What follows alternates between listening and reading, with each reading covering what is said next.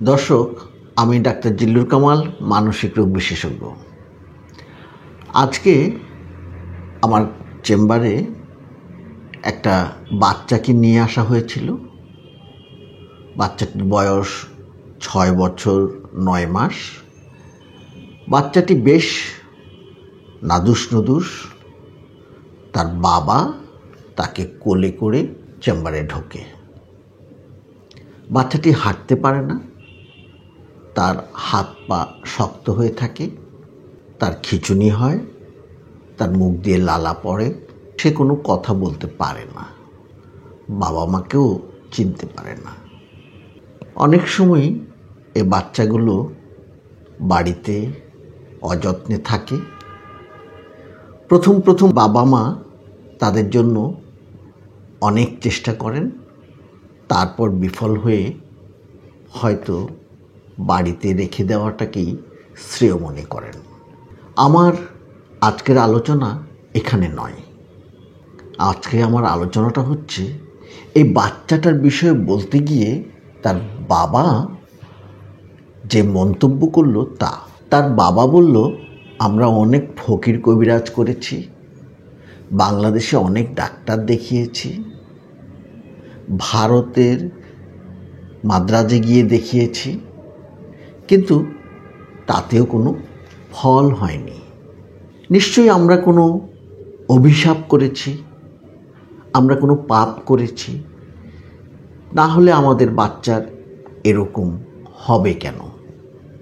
অসুস্থতা কেন হয়, বিশেষত মানসিক অসুস্থতা, এ বিষয়ে মানুষের মধ্যে নানান ধরনের ভুল ধারণা আছে এবং যুগে যুগে এই ধারণাগুলো নতুন নতুন রূপে এসেছে।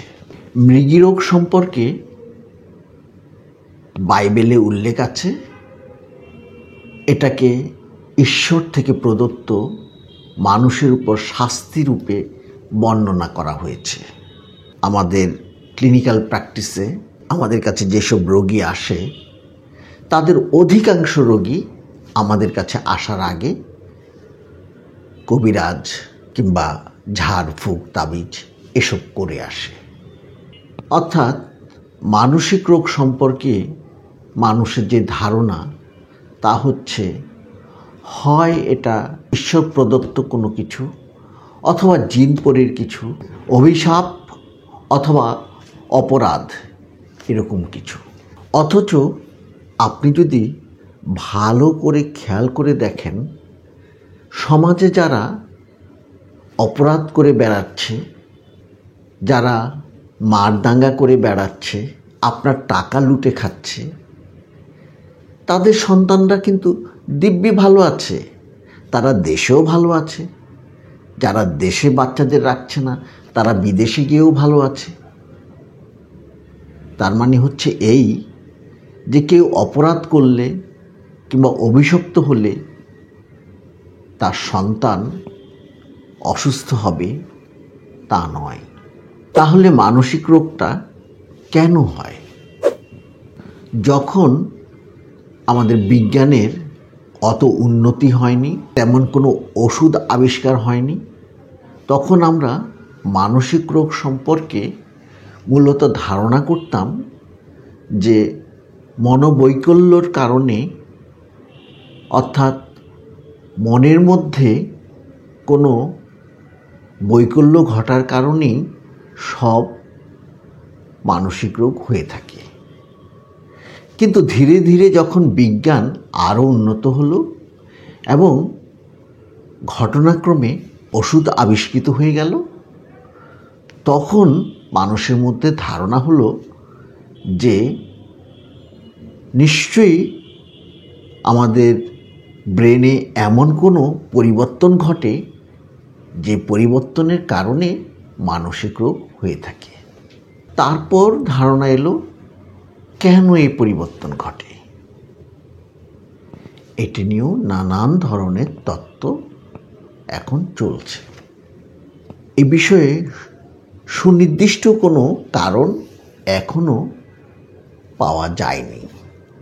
তবে দিন যত যাচ্ছে ততই নতুন নতুন বিষয় আবিষ্কৃত হচ্ছে এবং আমরা মানসিক অসুস্থতার কারণগুলোকে আরও গভীরভাবে বস্তুনিষ্ঠভাবে বুঝতে পারছি এবং সে কারণেই এখন নতুন নতুন ওষুধ আবিষ্কার করা সম্ভব হচ্ছে। মানসিক অসুস্থতার একটা বড় কারণ বংশগতি, অর্থাৎ বংশে যদি কারো মানসিক রোগ থাকে তাহলে তার মানসিক রোগ হওয়ার সম্ভাবনা বেশি থাকে। বংশ মানেই আমরা 1-2 বংশ ধরি, সেটা ঠিক আছে, কিন্তু দূরের বংশ থেকেও আসতে পারে।